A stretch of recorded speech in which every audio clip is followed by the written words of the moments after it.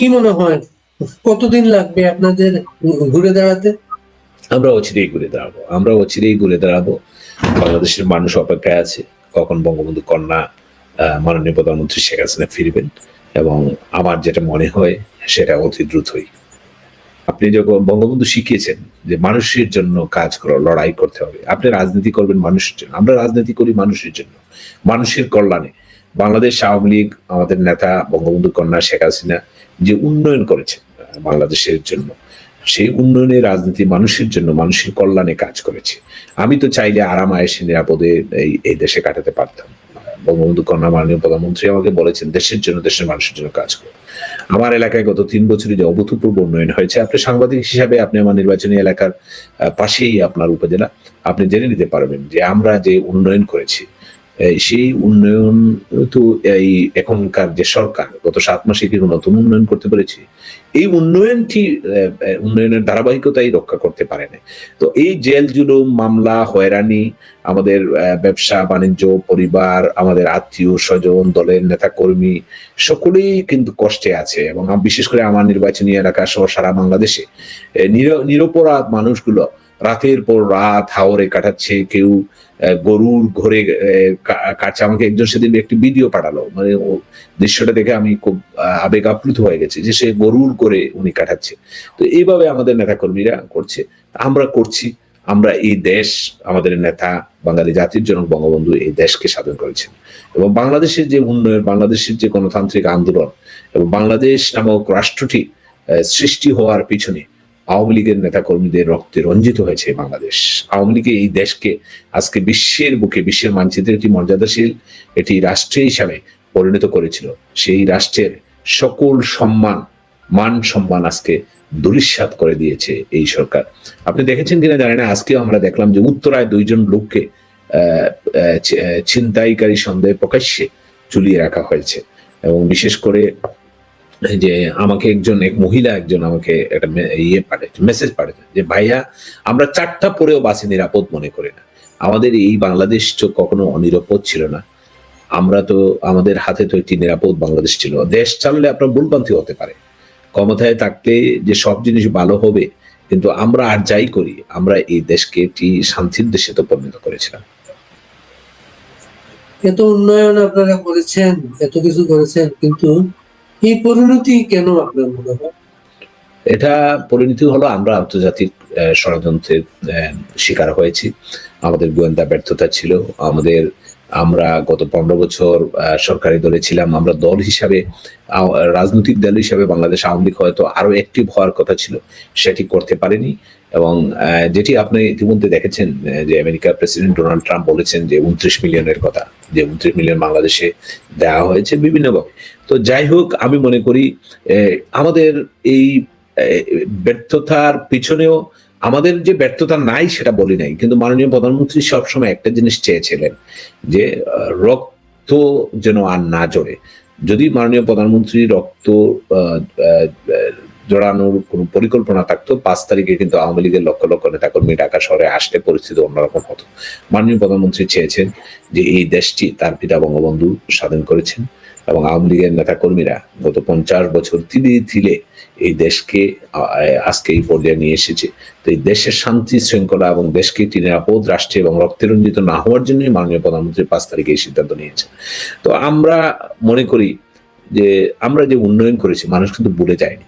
আজকে দেখেন 5ই অগাস্টের পরে আজকে ফেব্রুয়ারির শেষের দিকে এসে বাংলাদেশের মানুষের মনোভাব কি পরিবর্তন হয়েছে, বিভিন্ন জরিপে কি উঠে এসেছে। মানুষ কিন্তু আওয়ামী লীগের উন্নয়নের কথা ভুলে নাই, মানুষ বারবার আওয়ামী লীগের উন্নয়নের কথা বলছে।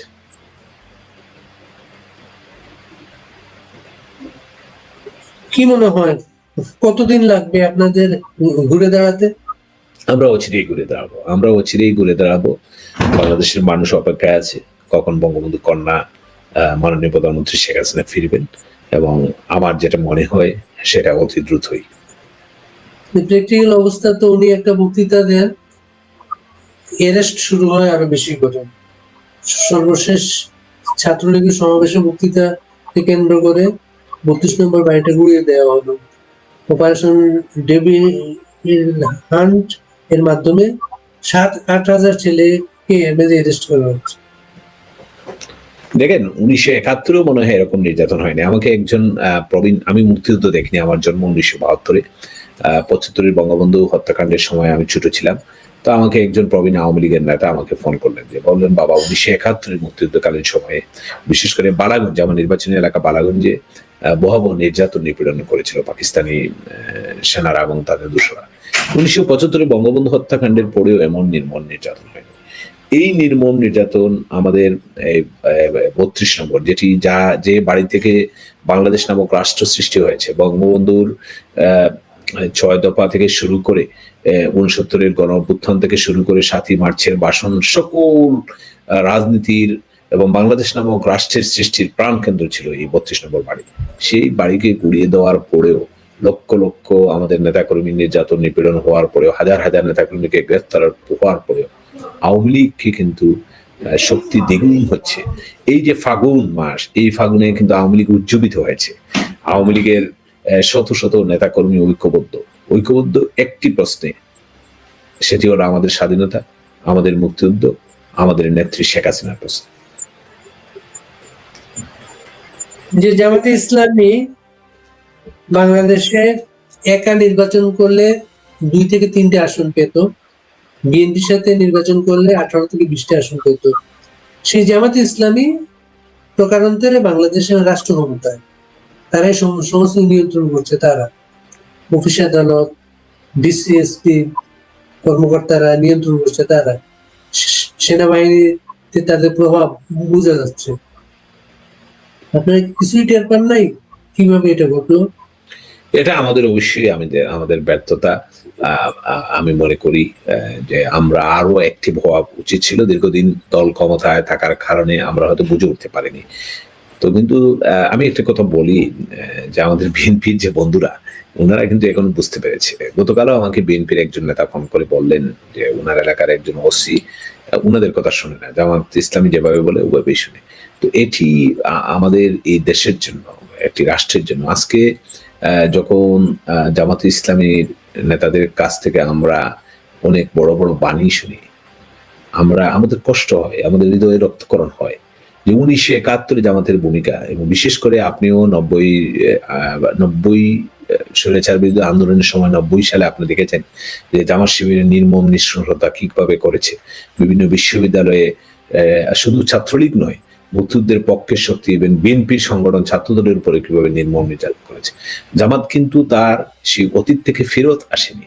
আপনারা দেখেছেন যে সিলেটে আমাদের সিলেটের সবচেয়ে নামকরা বুজুর্গ আমাদের ফুলতলি পীর সাহেবের যে সংগঠন তালামি যে ইসলামিয়ার একজন সদস্যের উপরে কি নির্মম নিষ্ঠুর নির্যাতন করা হয়েছে, এবং জামাতে ইসলামী সিলেট মহানগর কিন্তু এর দায় স্বীকার করে ক্ষমাও চেয়েছে।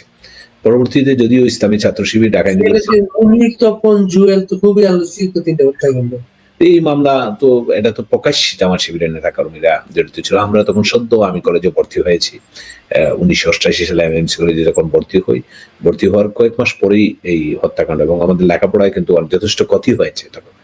তো এই যে আজকের যে বাংলাদেশের চিত্র, আমি একটা কথা বলি, আমি আওয়ামী লীগের একজন ক্ষুদ্র কর্মী, আমি বাংলাদেশের একজন সাধারণ মানুষ হিসাবে আমি বলি, এই দিন থাকবে না। মানুষ কিন্তু বুঝেছে যে আওয়ামী লীগের আমলে যে বাংলাদেশের যে উন্নয়ন হয়েছে, যে বাংলাদেশের প্রত্যন্ত অঞ্চলে আমি চ্যালেঞ্জ করে বলতে পারি, আমি আমার নির্বাচনী এলাকার কথা বলি, এমন কোন গ্রাম নেই যে গ্রামে আওয়ামী লীগ উন্নয়ন করেনি। গ্রামের এক বাড়ি থেকে যাওয়ার আরেক বাড়ির রাস্তাটা পাকা করে দিয়েছে আওয়ামী লীগ। প্রত্যেক গ্রামের মসজিদে না হলেও একটি ডিপ টিউবওয়েল দিয়েছে, না হলে কিছু উন্নয়ন করেছে। গ্রামবিহীন স্কুলগুলোতে প্রাথমিক বিদ্যালয় করে দিয়েছে, বিদ্যুৎ সংযোগ করে দিয়েছে।